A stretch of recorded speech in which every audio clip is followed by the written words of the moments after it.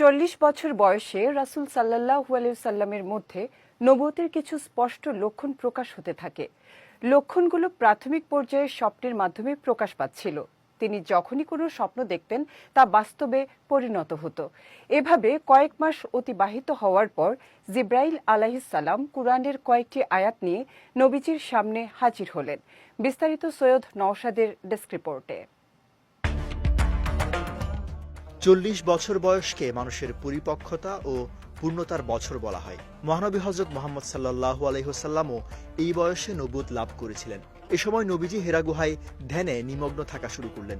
এভাবে বেশ কিছুদিন অতিবাহিত হওয়ার পর আল্লাহ তাআলা পৃথিবীর মানুষের উপর স্বীয় রহমত বর্ষণের ইচ্ছা করলেন। জিবরাইল আলাইহিস সালামের মাধ্যমে কুরআনের কয়েকটি আয়াত নাজিল করে প্রিয় নবীকে নবুয়তের মহান মর্যাদায় ভূষিত করেন।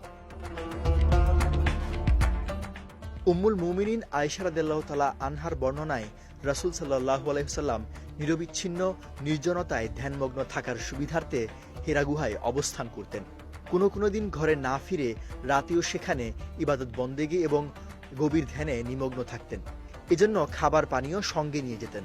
এভাবে একদিন তিনি যখন ধ্যানমগ্ন অবস্থায় ছিলেন, এমন সময় আল্লাহর দূত জিবরাইল আলাইহিস সালাম তার কাছে আগমন করে বললেন, তুমি পড়ো।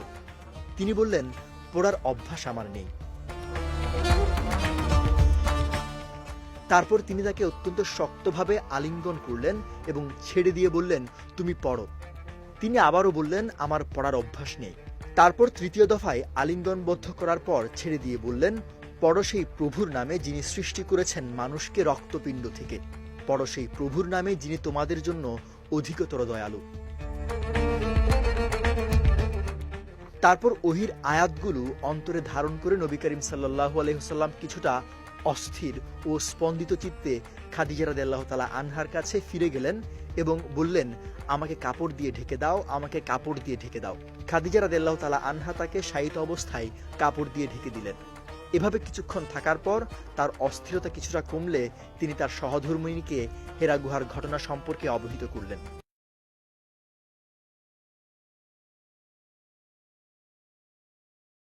নবীজির অবস্থা দেখে খাদিজা রাদিয়াল্লাহু তাআলা আনহা তাকে আশ্বস্ত করে বললেন, কোনো ভয় করবেন না, আপনি ধৈর্য ধরুন। আল্লাহ কখনো আপনাকে অপমানিত করবেন না।